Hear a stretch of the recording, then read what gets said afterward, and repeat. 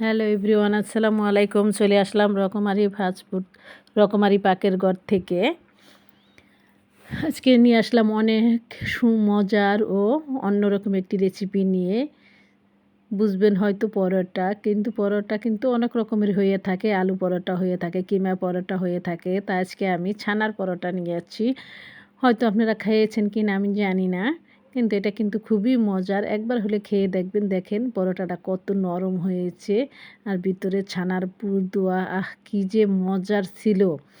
একবার হলেও করে খাওয়ার অনুরোধ রইল আমার আপু ভাইদেরকে, একবার হলেও করে খেয়ে দেখবেন। একদিন করে কিন্তু আমরা কয়েকদিন রেখে খেতে পারি, সেটা আমরা সবাই জানি। এই যে আমি একটা পরোটা ছিঁড়ে দেখেছি।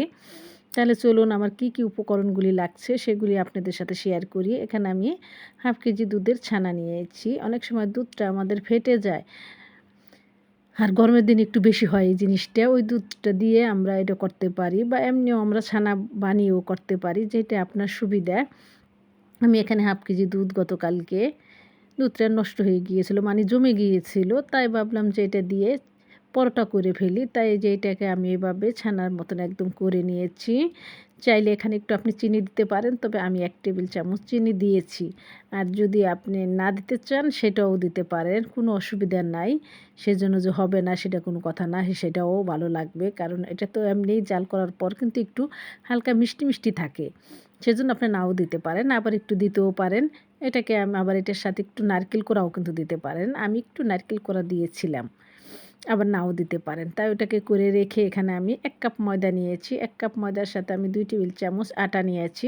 একটু আটা আর ময়দা মিক্স করে বানাইলে হয় কি, পরোটাটা একদম সফট হয় আর অনেকক্ষণ নরম থাকে।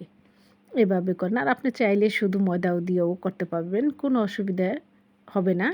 তারপর 1 কাপের সাথে আমি সামান্য যে একটু লবণ দিয়ে দিলাম, কোয়ার্টার চা চামচের মতো। লবণটা দিয়ে শুকনা জিনিসগুলো আমি একটু হাত দিয়ে মেখে নিলাম। যেহেতু আমার হাত এখানে ব্যবহার করতেই হবে, সেজন্য আমি আগে থেকেই হাতে ব্যবহারই করে দিলাম। দিয়ে দিলাম 1 টেবিল চামচের মতো তেল। তেলটা দিয়ে আমি আবার একটু নেড়ে নিচ্ছি। আর এখানে নরমাল পানি দিয়ে আমি নরম একটি ডো করে নেব। আপনারা চাইলে পরোটার জন্য কিন্তু কুসুম গরম পানি দিয়ে নিতে পারেন, ওইটাও কিন্তু খুব ভালো হয়, নরম হয় খেতে।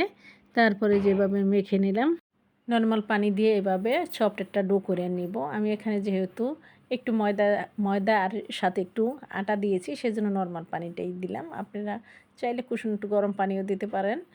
তারপরে এভাবে ডোটা করে নেব। এটা মেখে আর রাখারাখির কোনো দরকার নাই, যেহেতু আমি একটু আটা দিয়েছি সেজন্য আর রাখবো না। আবার হাতে একটু তেল নিয়ে, 1 চা চামচের মতো তেল নিয়ে আবার একটু মেখে নিব।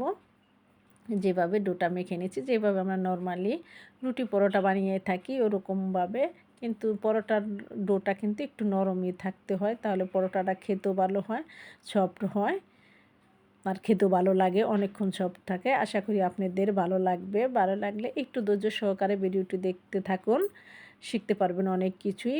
আর ভিডিওটি শেয়ার করে অন্যকে দেখার সুযোগ করে দিবেন। আমার চ্যানেলটি ঘুরে আসার অনুরোধ রইল। সাবস্ক্রাইব করা থাকলে অসংখ্য ধন্যবাদ, আর সাবস্ক্রাইব করা না থাকলে প্লিজ আমার চ্যানেলটি সাবস্ক্রাইব করে আমাকে এগিয়ে নিয়ে যেতে সাহায্য করবেন আশা করি। এই যে ডোটা দিয়ে আমি এরকম 2টা গোল্লা বানিয়ে নিয়েছি। আপনারা ছোট বড় করে নিতে পারবেন, এখানে আপনারা 3টাও বানিয়ে নিতে পারবেন, তবে পরোটা একটু আমি বড়ই করে থাকি। নর্মালি পরোটাগুলো যেভাবে বড় যে করে বানিয়ে থাকি আমরা বাসা বাড়িতে, এরকমই। তারপর একটু বেলে, লুচির মতো একটু বেলে যে আমি পুরটা দিয়ে দিচ্ছি, যে ভিতরে পুরটা। একবার হলেও আপনারা বানিয়ে খেয়ে দেখবেন। এটা কিন্তু আপনারা শুধুই যে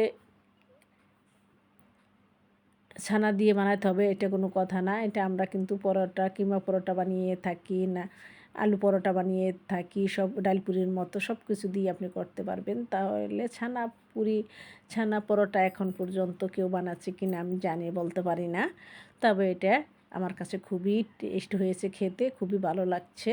আর আপনাদের সাথেও সেজন্য শেয়ার করলাম। আশা করি আপনাদেরও ভালো লাগবে। ভালো লাগলে একবার হইলেও বানিয়ে খেয়ে দেখবেন যে কীরকম হয়েছে। এটা কিন্তু বিকেলে চাইলে আমরা চায়ের সাথেও নাস্তা খেতে পারি, বাচ্চাদের টিফিনও দিতে পারি। এটার সাথে আর অন্য কোনো কিছুই লাগবে না, একবার খেয়ে দেখবেন। আর পরোটা তো সাধারণত আমরা একটু মোটা টাইপেরই করে থাকি, পরোটা কিন্তু একটু মোটাই হয়ে থাকে, না হলে কিন্তু ভালো হয় না। তারপর আমি এই যে তাওয়ায় দিয়ে দিচ্ছি, দিয়ে এক সাইড উল্টিয়ে নিলাম।